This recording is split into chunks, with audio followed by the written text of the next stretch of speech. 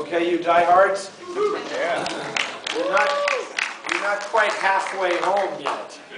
That's okay. Halfway through the next movie, you'll be at the... This is pretty good. This is a nice turnout. I hope to see all of you in that lobby at the end of the third film tonight. That will prove your mettle when it comes to noir.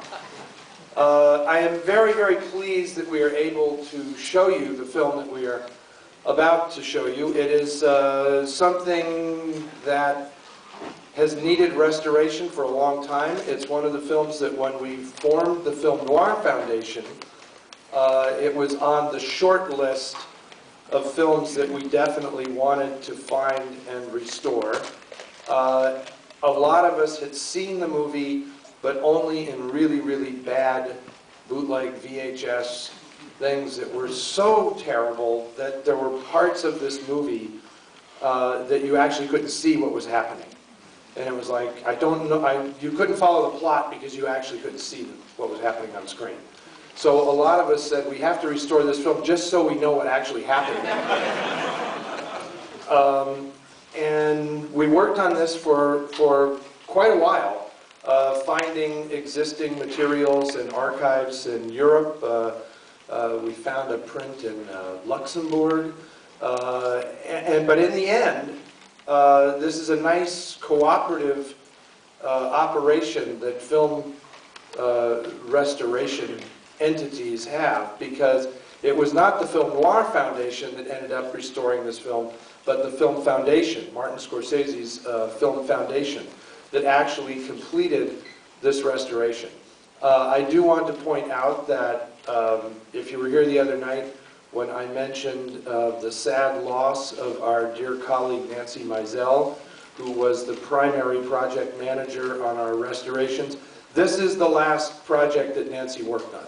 So this is the final film that she did.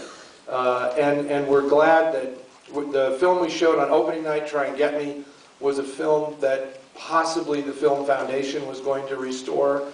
And for various reasons along the way, we ended up switching projects. And the Film Noir Foundation did the restoration of Try and Get Me, and the Film Foundation restored The Chase. This is one of the strangest movies made in Hollywood during the 1940s. I mean, it is really, really weird. And I like to describe it as being the closest thing to a David Lynch film made during the classic Hollywood era. Again, of course, it's based on a novel by Cornell Woolrich. The novel is called The Black Path of Fear. And what makes this so unusual is that the director, Arthur Ripley, was a man who was not in any way involved in anything noir. He primarily worked on Max Sennett comedies, was his background in film. And he was a gag writer, a screenwriter. His specialty was comedy. Yet somehow, in the 1940s, he made two films, A Voice in the Wind and The Chase, that were so incredibly unusual for the time. Almost experimental in some ways. And Voice in the Wind is a film that we are definitely trying to track down and restore. It's a really unusual movie about a victim, a concentration camp survivor who ends up in a concert. It's like predates The Pianist. Polanski's The Pianist, who ends up in like the island of Guadeloupe, and it's a very strange psychological drama. Very, very rare film. And then he made The Chase. And as you know, I've talked about this many times, a lot of the films that we restore are independently produced films that are at risk because the companies that originally made them have long since gone out of business, and they just kind of drift and become orphans in this kind of weird netherworld. And that was definitely the case with the movie you are about to see. It was not like a low-budget film, really, for the time. Bob Cummings was a pretty big star at the time he made this picture. It was distributed by United Artists. They brought Michelle Morgan over from France. She had a kind of brief career in Hollywood. She's a very, just her mere presence in the film makes it very unusual. You don't really know what this French woman is suddenly doing in the film.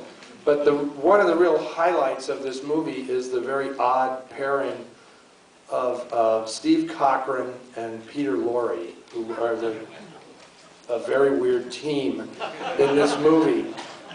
And you'll see. There's no way to adequately explain this. I mean, it's just really strange. And I just love this film. The photography by Franz Planer, who is called Frank Planer on the credits. But he is one of those really, like Theodore Sparkle, who photographed the last film, one of those really interesting European craftsmen he was from Austria-Hungary, now Czechoslovakia, it's not even the Czech Republic, pardon me, who came over here and shot a lot of pictures in the 30s and really was tremendous, nominated for several Oscars and everything. He does really a fantastic job with this movie. I'm not going to say anything more about it. We'll talk about it later during the break or something, because it is the closest to a Lynch film. It's very dreamy, as you'll see. So you'll say, what is going on? Just hang with it.